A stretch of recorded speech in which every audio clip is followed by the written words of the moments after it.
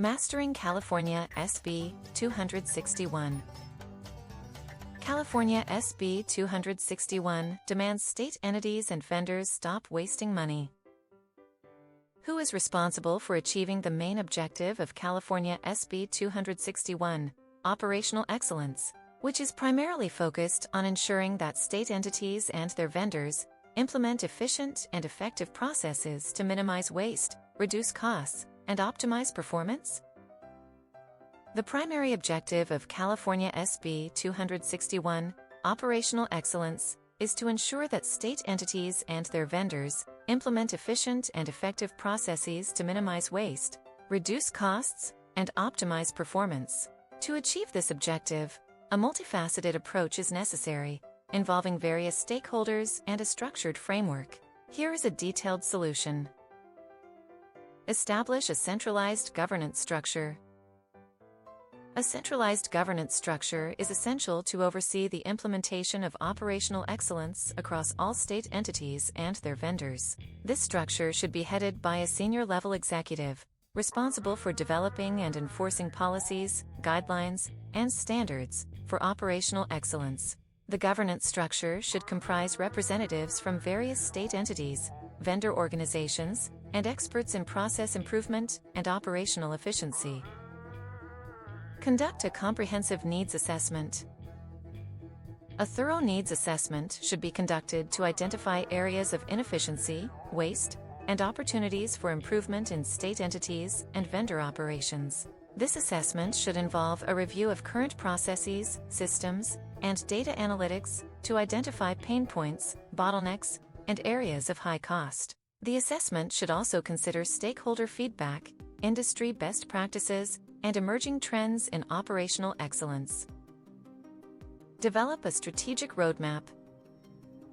Based on the needs assessment, a strategic roadmap should be developed to outline the vision, goals, objectives, and key performance indicators, KPIs, for operational excellence. The roadmap should prioritize areas of focus, identify quick wins, and establish a timeline for implementation. It should also define the roles and responsibilities of state entities, vendors, and other stakeholders in achieving operational excellence. Implement process improvement methodologies. State entities and vendors should adopt recognized process improvement methodologies, such as Lean, Six Sigma, or continuous improvement, to identify and eliminate waste, reduce variability, and improve efficiency. These methodologies should be tailored to the specific needs and requirements of each state entity and vendor. Training and certification programs should be established to ensure that personnel are equipped with the necessary skills and knowledge to drive process improvement. Leverage data analytics and performance metrics. A data-driven approach is essential to measure the performance of state entities and vendors and identify opportunities for improvement. Key performance indicators, KPIs, should be established to track progress towards operational excellence, including metrics such as process cycle time, defect rate, lead time, and cost savings. Data analytics and business intelligence tools should be leveraged to analyze data, identify trends, and make data-driven decisions. Foster a culture of continuous improvement. A culture of continuous improvement should be fostered across state entities and vendors, encouraging employees to identify areas for improvement and suggest innovative solutions. This can be achieved through employee engagement programs, recognition and reward systems, and training and development initiatives. Establish collaboration and knowledge-sharing mechanisms. Collaboration and knowledge-sharing mechanisms should be established to facilitate the exchange of best practices, lessons learned, and success stories across state entities and vendors. This can include regular workshops, webinars, and conferences, as well as online forums and communities of practice.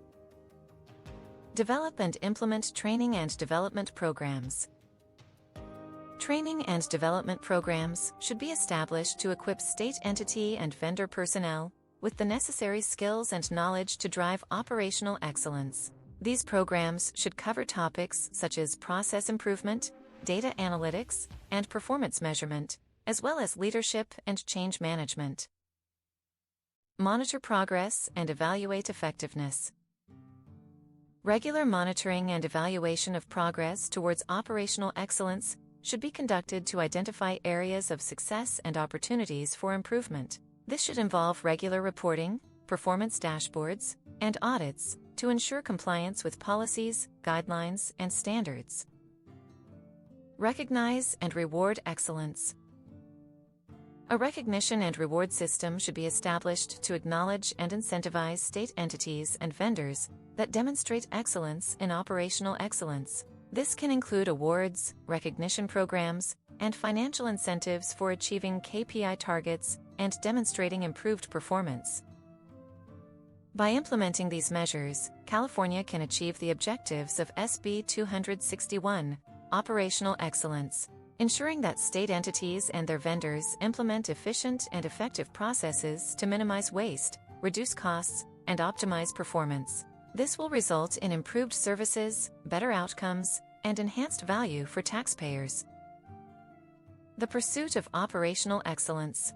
It's a noble endeavor, one that requires a deep understanding of the intricacies of human behavior and the systems that govern our everyday lives. I've had the privilege of working with various organizations, helping them navigate the complexities of California SB 261.